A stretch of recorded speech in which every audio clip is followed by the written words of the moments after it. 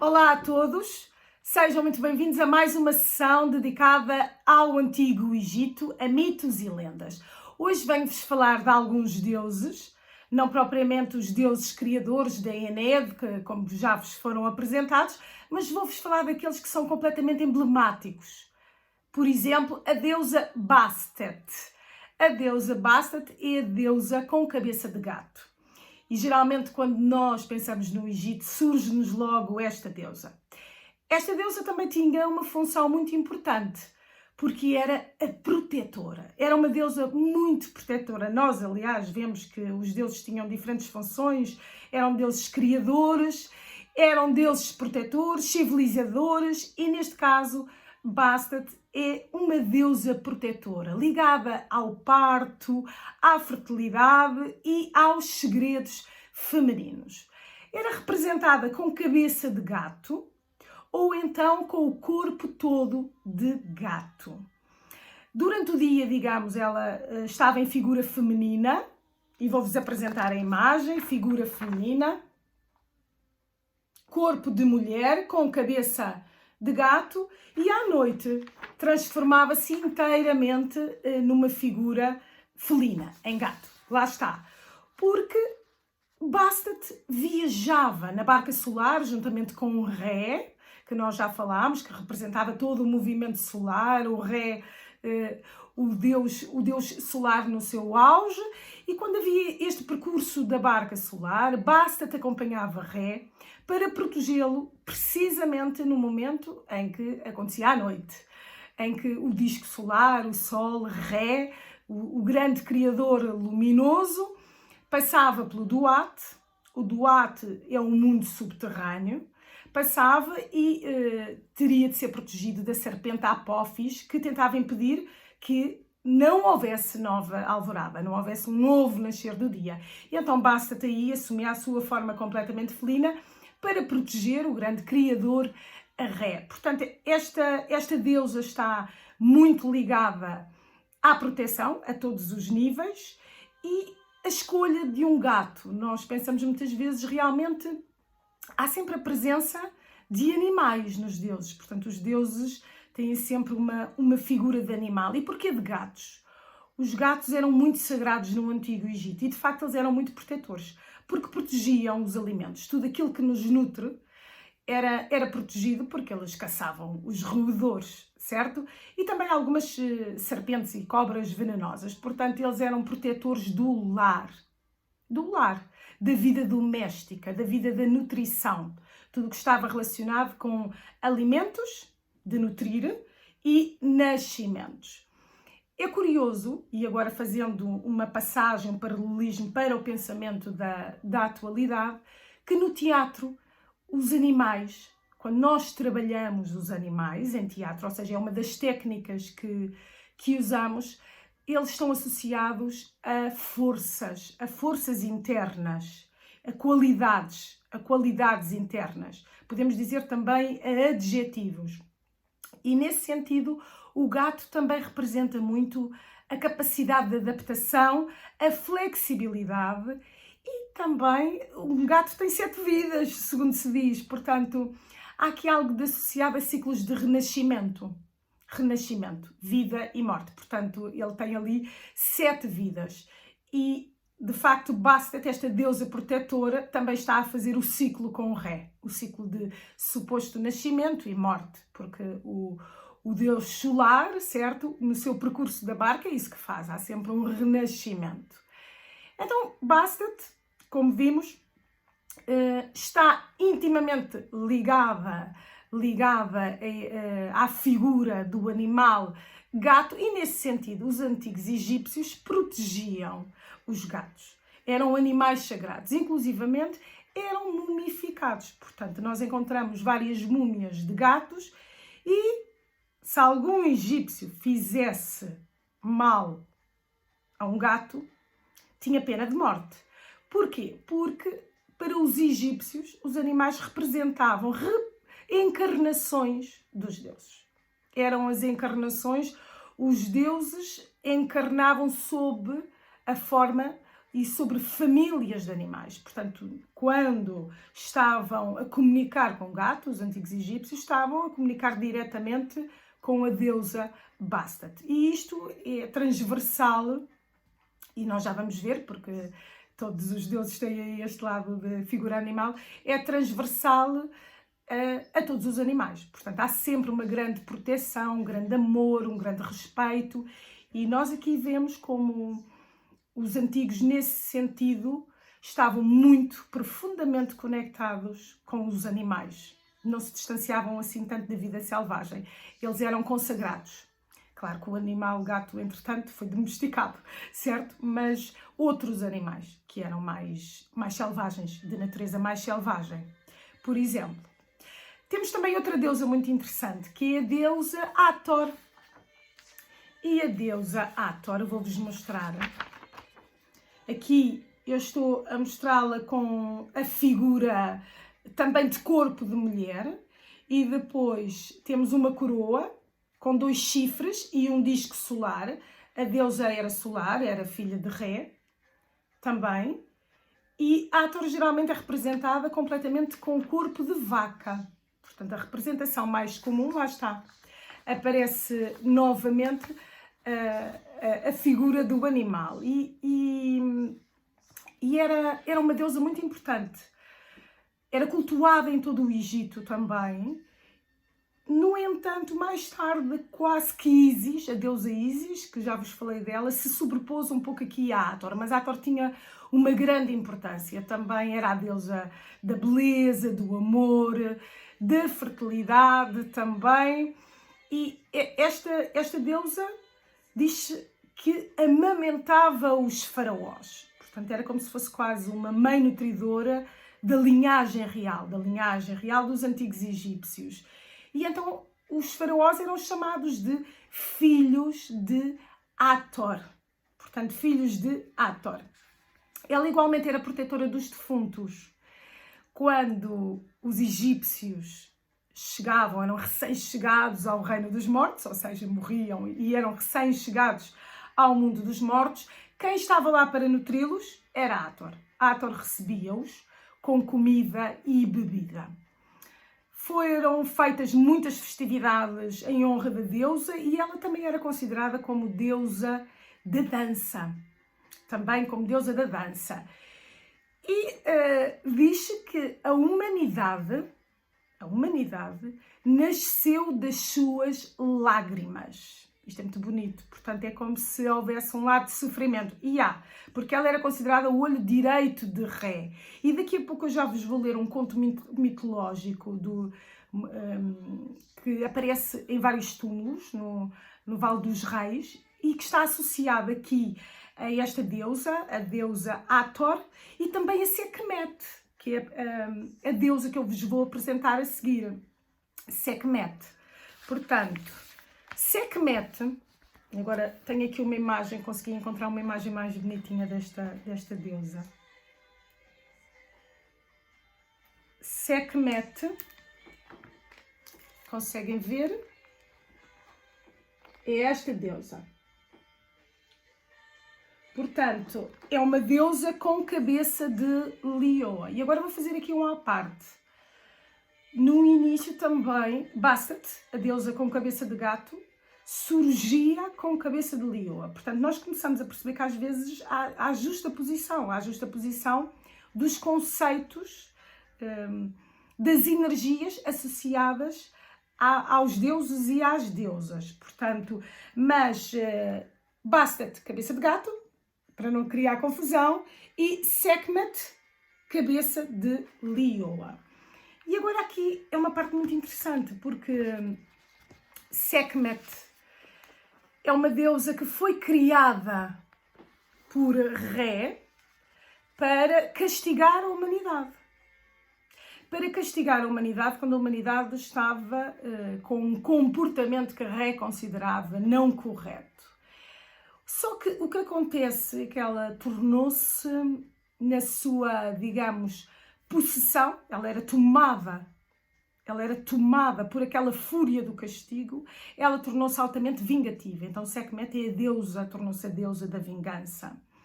E ela acompanhava os soldados na batalha. Os soldados egípcios nas suas batalhas sabiam que Sekhmet estava com eles e que os acompanhava na sua fúria, na sua ira. O que acontece é que a deusa, como eu estava a dizer, perdeu o controle, o autocontrole, o autodomínio neste castigo e começou a ter prazer no sangue.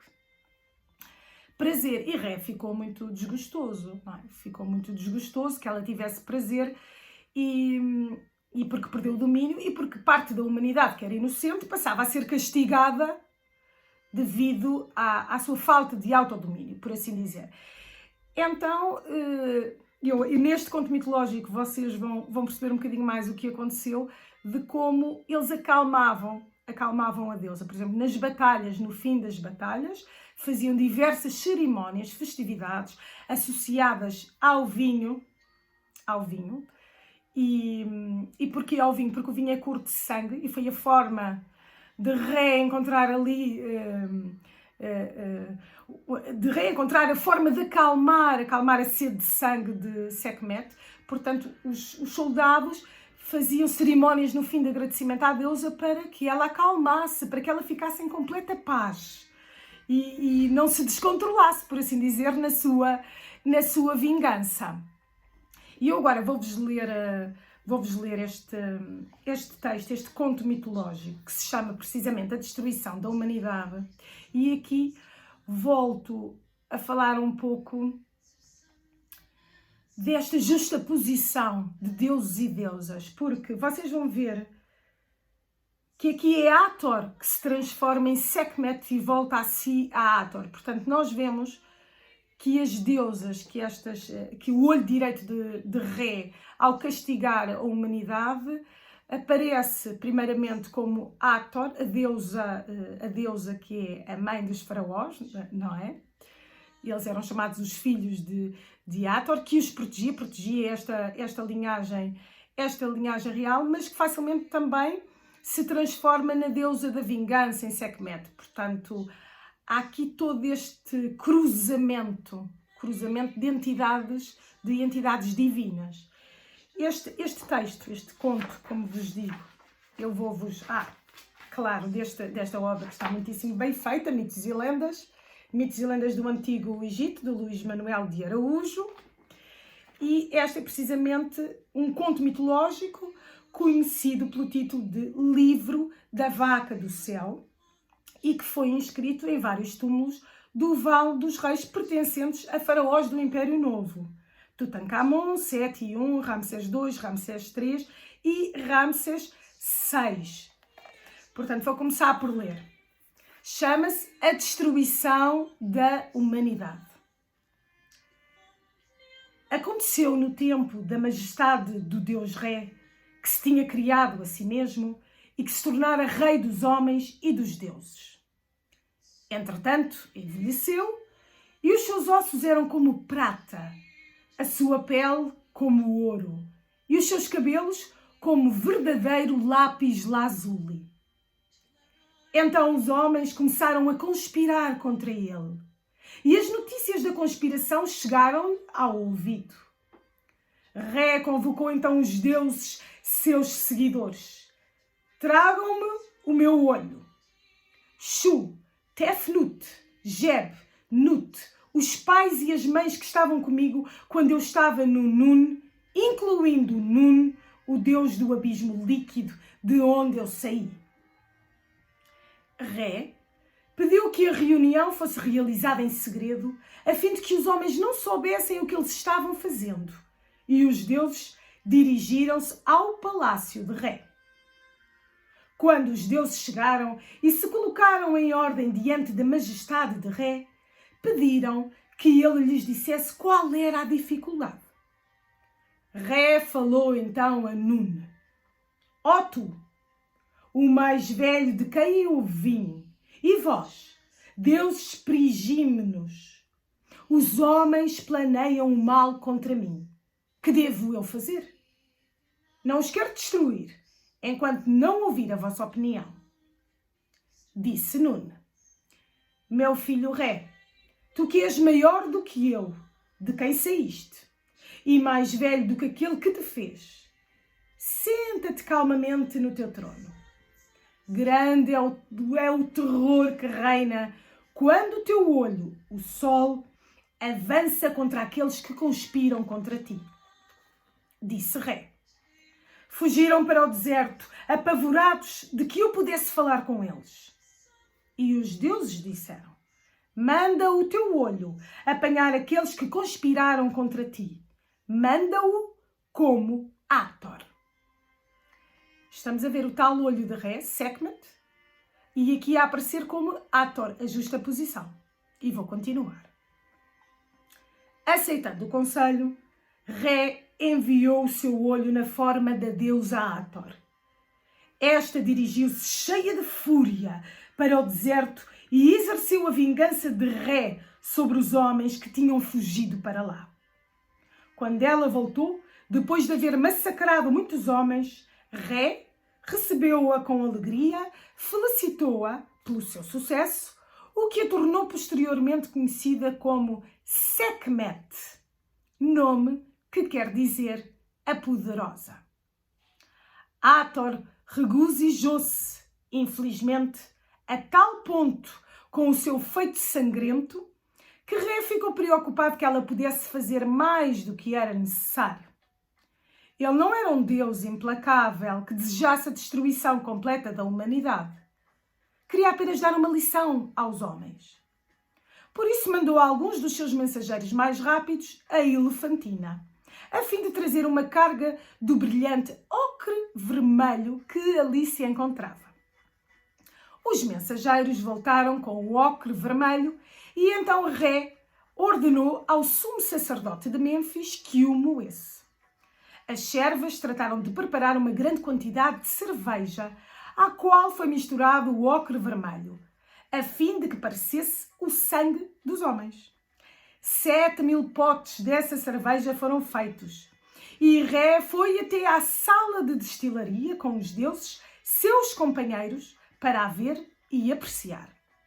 No dia seguinte, quando amanheceu e houve luz bastante para que Hathor recomeçasse a sua matança, Ré declarou que a cerveja estava excelente e ordenou que a mesma fosse levada para os campos onde ela pretendia fazer a carnificina.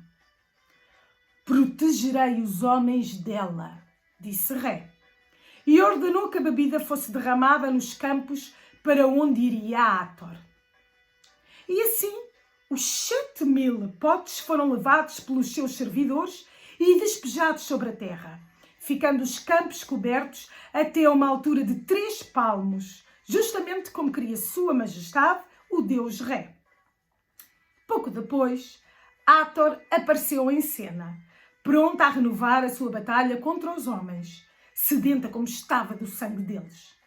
Quando chegou à terra, encontrou-a inundada com a cerveja vermelha como sangue, e o seu rosto brilhava maravilhosamente com a luz refletida do líquido. Completamente iludida pelo truque, pensou que se tratava realmente de sangue e bebeu avidamente e cheia de satisfação.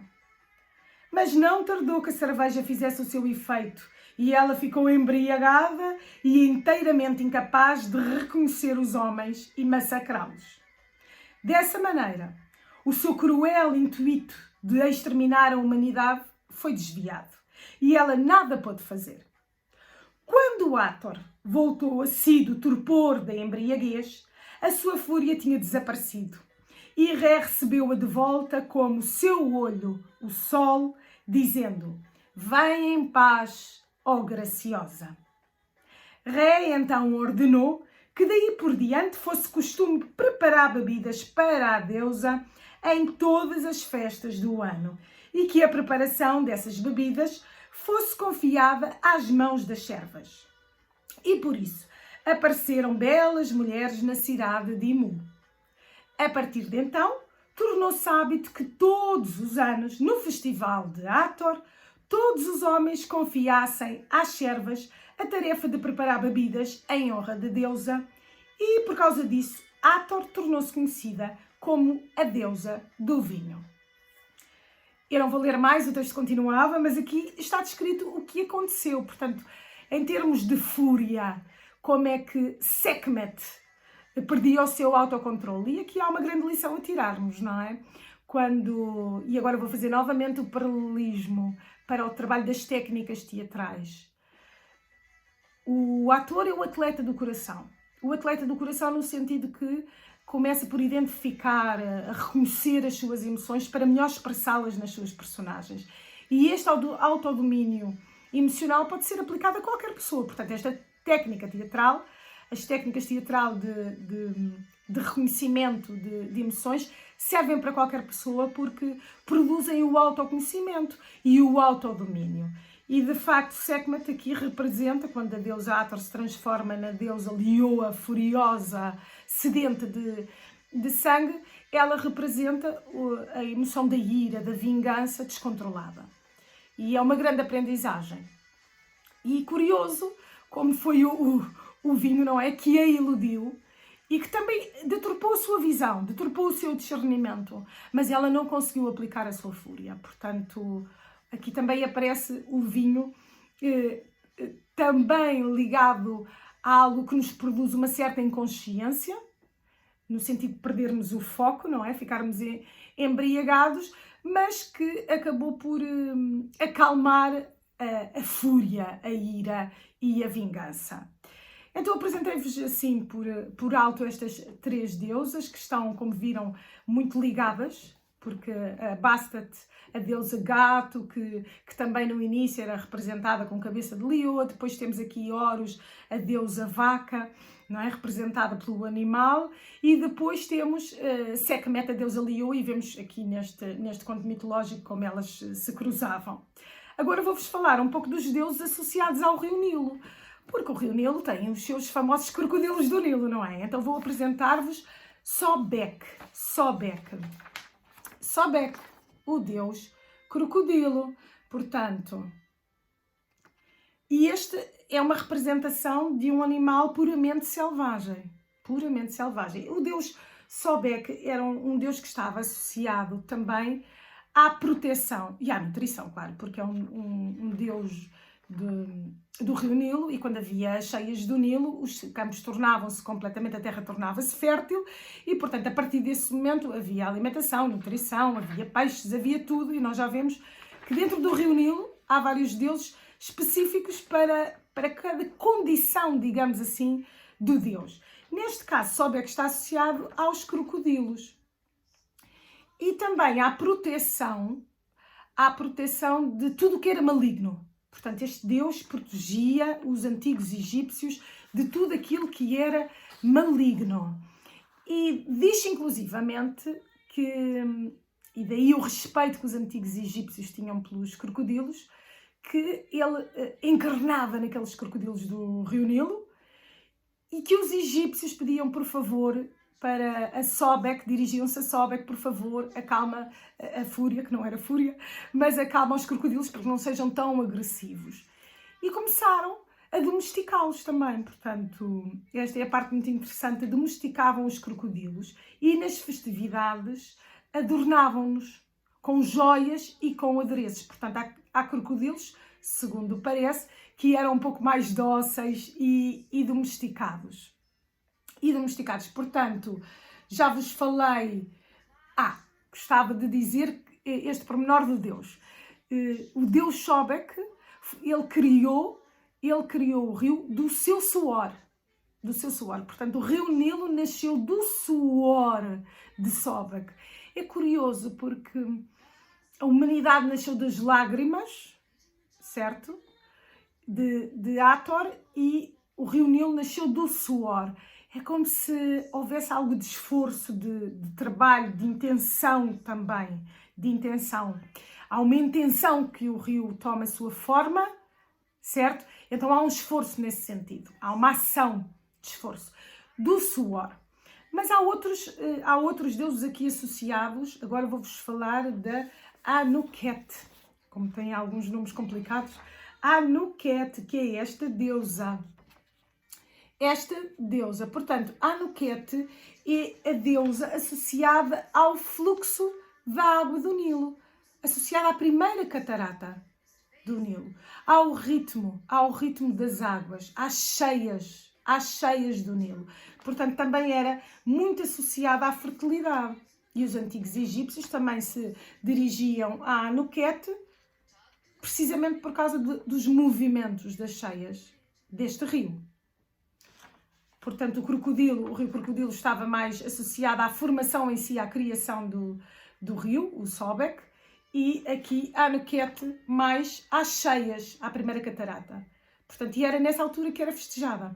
Ela era cultuada, muito cultuada, e festejada, as suas celebrações surgiam nas primeiras cheias. Portanto, aqui vemos mais uma deusa, e agora vou-vos apresentar um deus que eu acho muito engraçado pelas cores. Portanto, eu esta fotografia, esta imagem, coloquei a cores, chama-se Hapi. E então, de uma forma diferente dos outros deuses que nos aparecem com um tom de pele mais natural, aqui este deus aparece-nos com uma pele, poderia aparecer azul ou esverdeada, nesta imagem surge azul ou esverdeada e um bocadinho mais gordinho, um bocadinho mais rechonchudo. E porquê? Porque eram as cores da vegetação e da abundância, e era o formato da abundância, era mais rechonchudo porque representa toda a abundância trazida pelo rio. Tudo o que existia de abundante no rio. E tem uma grande curiosidade, porque apesar de ser um deus masculino, também amamentava. E aqui eu acredito que, e esta é uma visão pessoal minha, acredito que aparece a amamentar porque está muito associado à riqueza, à abundância e à nutrição do rio. À nutrição. Não só à criação e às primeiras cheias que iam fertilizar as terras, mas não, a tudo o que era nutrido. Portanto, a vegetação, a abundância dos cardumes, apesar de haver uma deusa associada aos peixes, mas tudo o que era abundante dentro do rio. E daí estas cores, o azul esverdeado e o ser rechonchudinho, não é?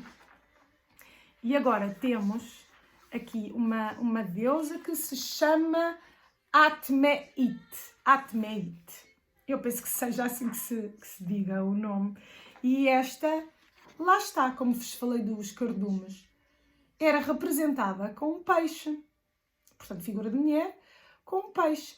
Porque ela era responsável pela abundância de peixes, de cardumes, pelo crescimento de cardumes no rio Nilo. Portanto, todos estes deuses, têm uma função específica relacionada com o rio. E nós sabemos a importância que o rio Nilo tinha para os egípcios e que os rios têm no mundo inteiro. E agora vou-vos apresentar, por fim, uma deusa que tem o nome Taurete. Também se pode dizer de outra forma, eu escolhi aqui o nome Taurete, que é a deusa com cabeça de hipopótamo.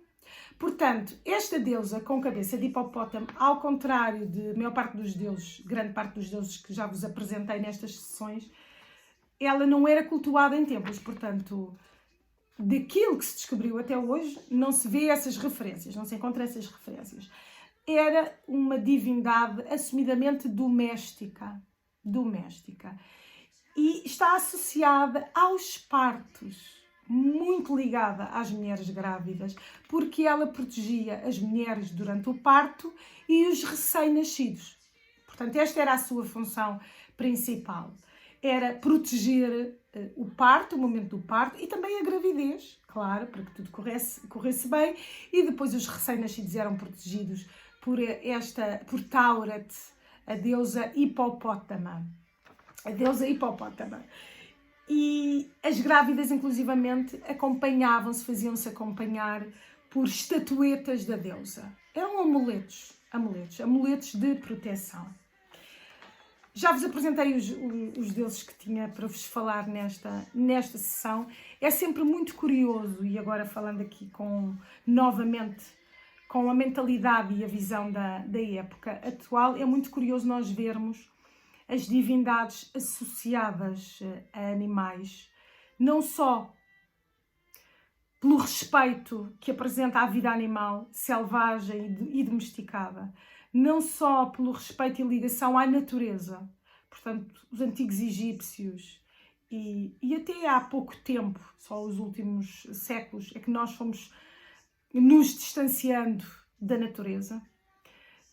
Eram muito ligados e eram muito conectados e percebiam que a natureza nos dava tudo e que teria de existir um respeito recíproco. Portanto, não era só receber, receber, receber. E este é um verdadeiro ensinamento que os antigos nos transmitem. O respeito pela natureza, que nos nutre, que podemos chamar a Grande Mãe, que era chamada de Gaia. Mas nós depois vamos entrar nos gregos e aí nos gregos vamos explorar um bocadinho este conceito à volta da Mãe Natureza e também das origens do teatro, que estão muito associadas aqui às festividades e aos cultos dos deuses gregos. As representações animais relativamente às emoções nas técnicas teatrais, nós às vezes brincamos, se vocês fossem um galo em termos de expressão corporal, e obviamente que a expressão corporal de um galo nos faz lembrar o orgulho, certo? O orgulho. E então as características emocionais das pessoas associamos-las aos animais. E é um trabalho muito interessante a ser feito. E eles ensinam-nos imenso. Para quem tem animais, certamente já tem essa sensibilidade altamente desenvolvida. E para quem não tem animais, também tem essa sensibilidade desenvolvida. Estou em crer. Despeço-me hoje apresentando aqui estes deuses todos. Tive imenso prazer em dedicar-me ao Egito e agradeço muito que nos tenham acompanhado. Continuem-nos a acompanhar porque vamos continuar a trabalhar mulheres heroínas e vamos entrar também nas próximas sessões, vamos aprofundar os gregos. E os gregos influenciaram-nos tanto diretamente que vai ser uma grande viagem para todos nós. Muito obrigada e tudo de bom!